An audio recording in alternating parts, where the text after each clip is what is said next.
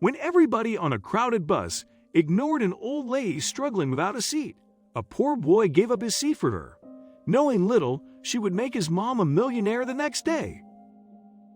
"Please help me find my purpose in life," prayed 73-year-old Barbara, wiping her tears away as she sat at a bus stop on a rainy evening. "I don't want to go to the grave with that hollowness in my heart." As she slowly closed her eyes to take a trip down memory lane, a sudden honk awakened her. Startled, she got up, clutching her walking stick and handbag. She approached the bus to board it, as people aboard impatiently waited for her to get in quickly so the bus could take off soon. "Oh dear!" exclaimed Barbara, disappointed and holding the grab rails tightly. She looked around for an empty seat, but found none. As far as Barbara knew, showing respect and giving up a seat was the humane way to treat older people. It had been over 2 minutes on the heavily crowded bus, yet nobody bothered to give up their seat for her. As the helpless woman looked toward the farther corner of the bus, pretending she was all right and her knees hadn't been shaking, she saw a little boy wave at her, smiling. "Who, me?" She gestured back at the boy. "Are you waving at me?" Barbara thought the boy had mistaken her for someone else.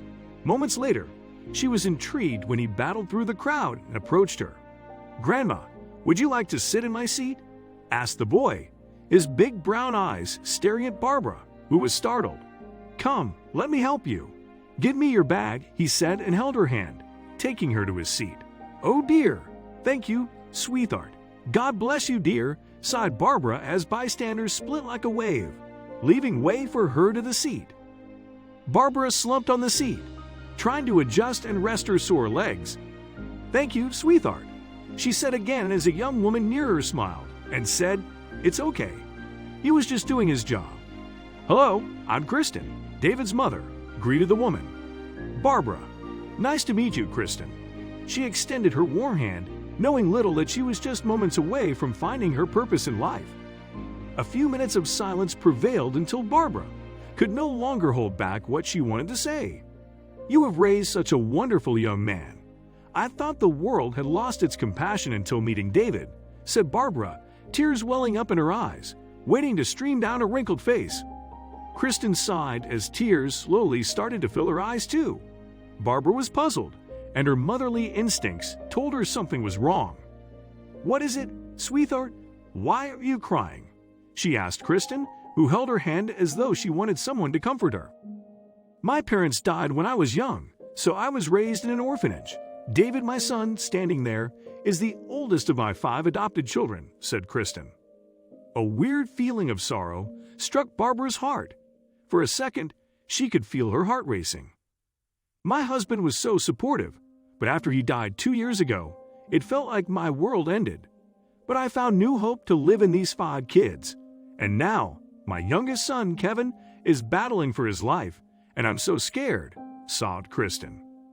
Intrigued and touched by the single mother's story, Barbara wanted to know more. She felt she was seeing herself in Kristen's eyes for a moment. When Barbara was a beautiful young woman, she fell in love with a rich, handsome man, Frank. He promised her a beautiful life, worshipped her with expensive gifts, and ultimately kicked her out pregnant. Disappointed and betrayed, Barbara saw her only hope to live in her child, who sadly died during childbirth. From that day on, she could not cope with her loss and remained single in sorrow. The bus honked again and pulled over at a stop, jerking Barbara to her senses. "Oh dear, I am so sorry to hear this. How may I help you?" she asked Kristen. "I only want you to pray for my son. My stop has arrived. It was nice meeting you, Ms. Barbara," Kristen expressed. She and David got off the bus, never looking back at a heartbroken Barbara who was lost in deep thought. They assumed they would never see her again. But the next day, Barbara arrived at the hospital where Kevin was being treated with a life-changing surprise. "Ms. Barbara," exclaimed Kristen. What are you doing here? Is everything all right?" The old lady handed David a box of cake and some books, asking him to stay near his brother until they returned. "But where are we going?" "Ms. Barbara, where are you taking me?" Kristen panted, not knowing where the older woman was taking her. "A pawn shop? Ms. Barbara, why are we here?" Barbara did not utter a word. She hurried into the hawk shop and took a big box from her handbag. "I want to sell these," she said, opening the box to reveal an expensive necklace set. "Are you sure you want to sell them?" the pawnbroker asked after observing the jewels. "These are rare pieces. You may never get them back." "Yes, I want to sell them," Barbara replied, smiling at Kristen. A few minutes later, Barbara handed her a suitcase stashed with money, estimated to be around $1 million. "You sold your jewels for me," she gasped, her throat choking up in shock.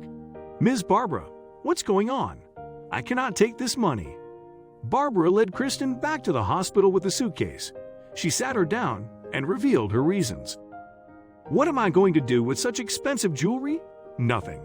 Instead of letting them rest in my vault, I wanted to save your son's life and make your life better, because I don't want you to regret it when you're my age. You are like my daughter. I just did what a mother is supposed to do for her child." Moved by the kind lady's words, Kristen hugged her in tears. Ultimately, Kevin's heart surgery was taken care of, and the family's fate changed from bad to better. As a token of gratitude, Kristen offered Barbara to move in with her. "Will you be my mother and grandma to my children, Miss Barbara?" she cried, and the kind old woman could not resist.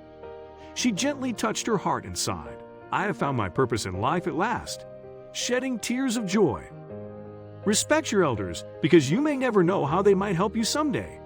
When David saw Barbara struggling without a seat on the crowded bus, he gave up his seat for her. Although he did this without expecting anything in return, the kind old lady made his mother rich the next day after learning about their story. Love and compassion are more powerful than material wealth. Barbara sold her precious jewels to pay for Kevin's surgery and to improve Kristen's life after learning of her struggles as a single mother.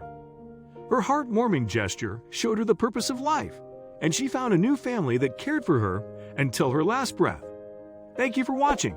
Please don't forget to like, subscribe, and share this story with your friends. It might brighten their day and inspire them.